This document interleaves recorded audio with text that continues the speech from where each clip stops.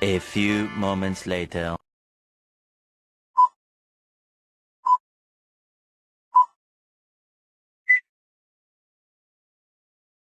Assalamualaikum warahmatullahi wabarakatuh. Perkenalkan, nama saya Felinda Sari, NPM 2341103 dari kelas manajemen 23A. Di sini saya akan menerangkan materi tentang pendapatan dan diskriminasi. Pendapatan adalah jumlah uang atau nilai yang diperoleh seseorang atau suatu entitas dalam periode tertentu dari aktivitas atau sumber tertentu. Faktor-faktor yang mempengaruhi pendapatan meliputi yang pertama, pendidikan dan keterampilan, yang kedua, tingkat ekonomi, yang ketiga, spesialis dan profesi, yang keempat, lingkungan dan lokasi. Selanjutnya, kesenjangan pendapatan. Kesenjangan pendapatan merujuk pada perbedaan antara pendapatan yang diperoleh oleh kelompok masyarakat atau individu yang berbeda dalam suatu negara.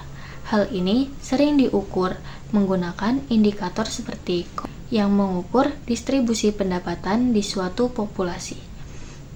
Grafik kesenjangan pendapatan biasanya menunjukkan distribusi pendapatan dalam bentuk kurva.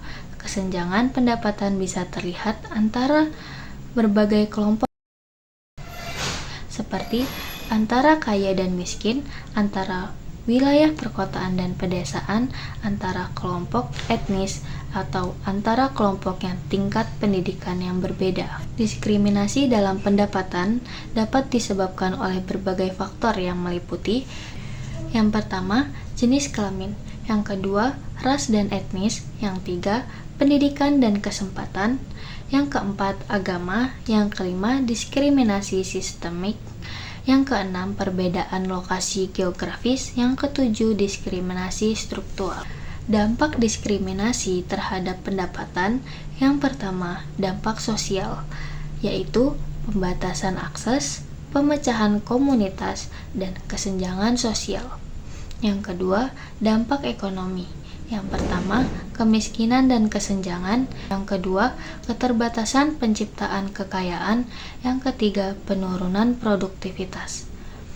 Dan yang terakhir adalah dampak psikologis. Yang pertama, stres dan kesehatan mental. Yang kedua, rendahnya citra diri. Yang ketiga, isolasi sosial. Solusi dan strategis yang dapat digunakan untuk mengatasi diskriminasi dalam pendapatan. Yang pertama, kebijakan publik. Kebijakan publik meliputi kebijakan anti-diskriminasi dan peningkatan akses. Yang kedua, kesadaran sosial dan pendidikan. Yang pertama, pendidikan inklusif. Yang kedua, pelatihan kesadaran. Yang ketiga yaitu promosi kesetaraan dan keadilan, meliputi pengawasan dan pelaporan dan inisiatif keadilan ekonomi. Dan yang terakhir, peningkatan kesetaraan dalam kesempatan kerja, meliputi kebijakan penggajian yang adil dan promosi diversitas dan inklusi. Itulah presentasi yang bisa saya sampaikan. Saya akhiri. Wassalamualaikum warahmatullahi wabarakatuh.